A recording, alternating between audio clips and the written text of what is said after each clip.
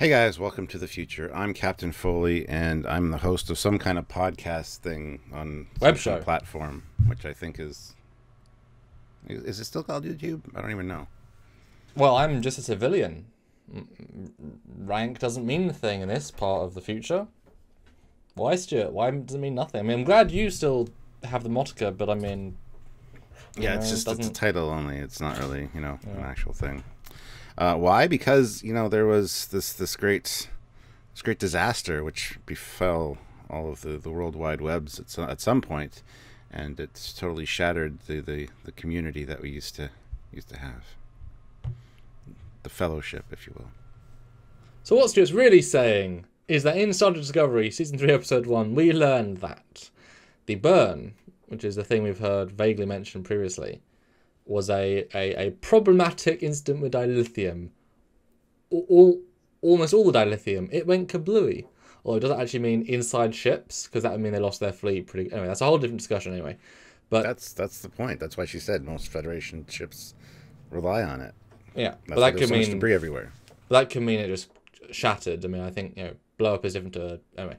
What's left at the end of the episode is that Book does go right to an outpost that exists, that is functional in a debris field, but a completely functional starbase with a single guy who is living a life very officially, who's ready to take up the mantle of Starfleet. His dad was Starfleet, and he is not though, or Federation, even though he's been trained in a sense, and he has sensors that can do those 38 sectors or 38, so. Some space, not a lot of space, but enough, and he takes 2 Federation ships, so there is still a force of some kind. But apart from that, the Federation just kind of went away. There was no implication of it got destroyed, was taken over, went corrupt, just kind of wasn't there one day. Well, as Burnham said, with the whole Starfleet is not just about ships and tech. It's an ideology.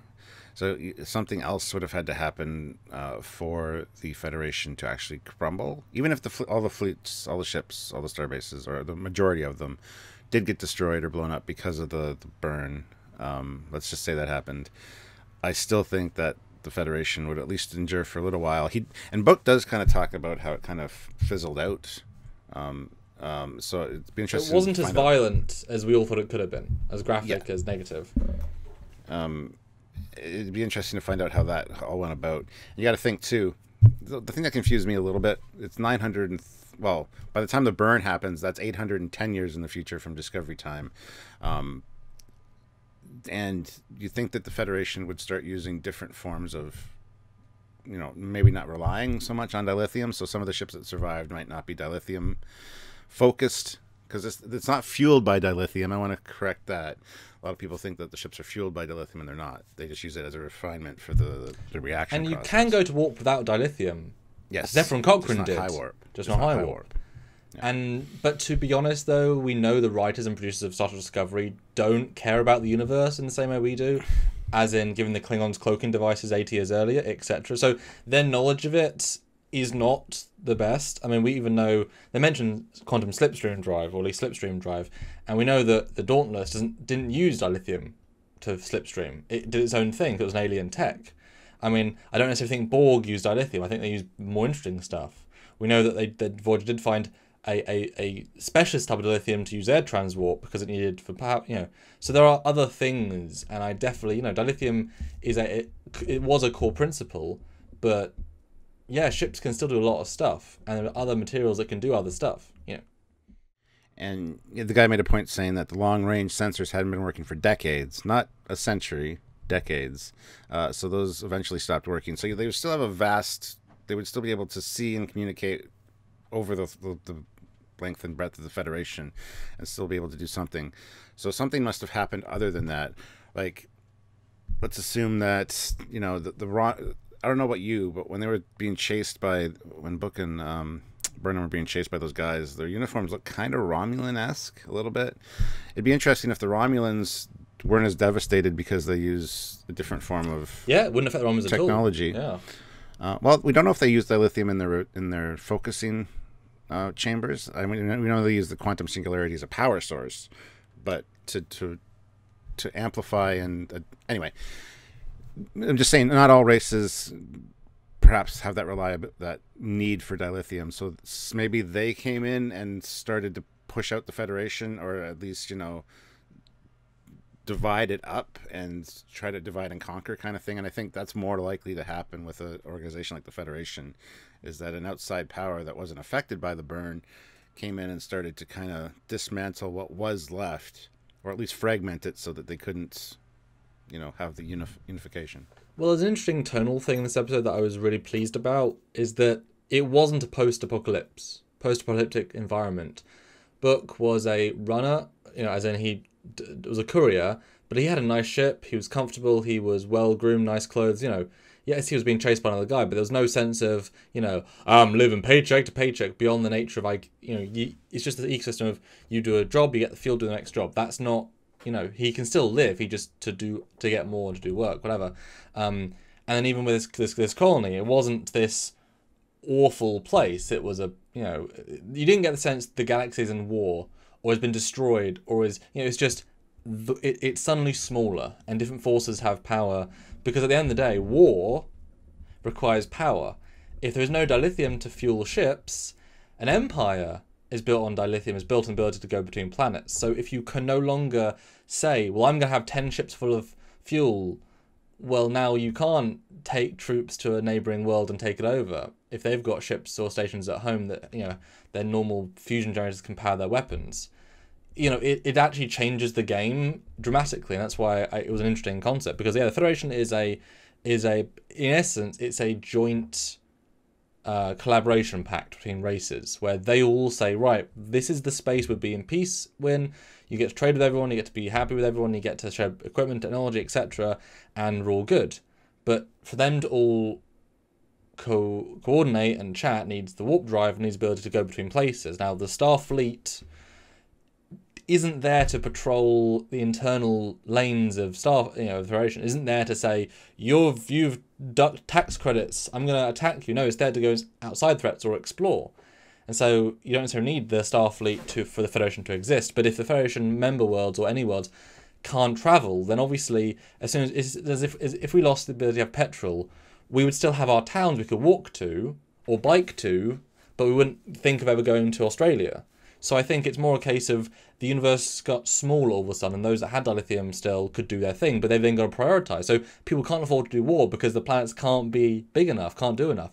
But as you said at the start, there are other forms of power, other forms of whatever. It's odd. Especially since, I guarantee, Stuart, the relativity, which would travel anywhere in space and time, didn't use dilithium to do it. So there is easily, I'm sure, power sources that aren't dilithium that they could use. Just saying. Exactly. And you got to think, too, that dilithium is a natural resource. Some planets are rich with dilithium. Well, they blew up. Exactly. I was getting to that point. Like, those major trade hubs or major ports would be... Practice all over again. A whole planet destroyed. That being said, book does mention recrystallizing dilithium, which we find out that eventually becomes becomes something that Starfleet was doing anyway. So you'd think that they'd be able to create, or at least use what little dilithium they had to recrystallize it to kind of keep the supplies, generate a new supply of dilithium. Well, that's the sense you get in the market, is that they're paying for travel without any sense of this is the scarcity. Yeah. It's just like, this is what you need, but I have plenty of it. It's just, I'm not, it's like diamonds. You're not going to necessarily have there are lots of diamonds. It just depends where you have them and how you use them. And how big they are, yeah. How big they are, because that's the thing. If you want enough dilithium to power a ship to go fast throughout locations, well, I'm sure the Orions and whatever have a hoard of a stash, but you need them to power big things. I mean, just getting the fuel, just getting dilithium to other planets involves dilithium. Although, like I said, Slipstream shouldn't need it, etc., etc. A few different fuel sources when he's going through his, the options there. So yeah, each one uses something different. Something else must have happened to break up the Federation. I don't think it was just the burn, just the dilithium issue. It almost seems like they were obviously weakened because of that, and it seems like somebody else, another force, could have come in and carved them up a little bit. Yeah, I just feel like it's more a case of when that happened, they tried to keep status quo, and their ships started to, stop. Because I don't think we're going to get a scene where we cut to the past and we see every Federation ship blow up. I think that's too graphic, because then you are literally destroying Starfleet and all civilians and all space stations and all planets that use as power source. Like, it's everything. It's like saying every petrol motor gets destroyed. Well, that's everywhere. So hopefully we're going to see it as like a disease that spread. And so if a ship come in contact with another ship, then it cracked the dilithium, and therefore, you're stuck. More a case of, because if you have this fleet, and then suddenly you lose all your dilithium cracks or blows up internally and it destroys the warp core, but not in a matter-antimatter way, then every ship is now stuck in space. And now it'll take you months just to rescue every ship with the ships you might still have left. I mean, instantly you have a case of, well, we have 5,000 ships. We have 6 that work. And the rest of them are now living on food reserves. And just to get us all together, now we can't travel. I think it was just a case of, if we can't travel, Federation suddenly shrinks all the way down to those member worlds. And we just can't go out there. We can't go to Riser. And so Riser is like, well, we can't visit, but we start ourselves. We just got to look after ourselves, because we just can't. There's no lack of will. We just can't do it. I do have to disagree with you there. I think the ships mostly blew up. So you got to think, if the worlds that had the lithium blew up, if the stations that blew up, anything that used the lithium, which was a lot of stuff, blew up, or at least in TNG time. We'd have no idea about the future, but we can assume they think so. They think everything in dilithium in the future, probably still. Yeah. But you got to think, if that's the case, and let's say 80% of the dilithium blew up. Yeah. That's a large percentage of your population, not only your Starfleet, but even your civilians that are just dead. Yes, of every faction, all of them. Yeah. So talking about working on a skeleton crew on a ship, skeleton crew within Starfleet, not having the ability to travel, not having the ability for communications, if a lot of your communications equipment got destroyed as well. So, I mean, there's a lot of... I hope we get the answers for that, because I would like to see flashbacks of what exactly happened and how the downfall kind of went. So yeah, I'm hoping so, because there's a lot of questions for sure that have come up. Even though we got the answer to the burn very quickly.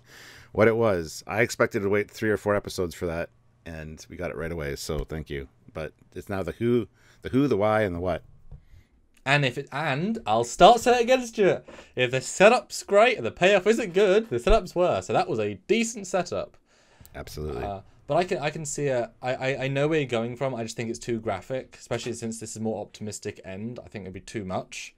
But I think what will have happened is it was maybe like an energy wave that went through the quadrant, and as soon as ships started blowing up yeah, exactly, the ships started blowing up near it, they were able to communicate, like they were able to work out, oh, it's dilithium. Other ships turn off, like take out dilithium, and then it just blows up in the lab, and therefore it took a month to happen, and in that time you still had you can't, some people can't get back to Earth in a month, and so you have all these ships just stranded.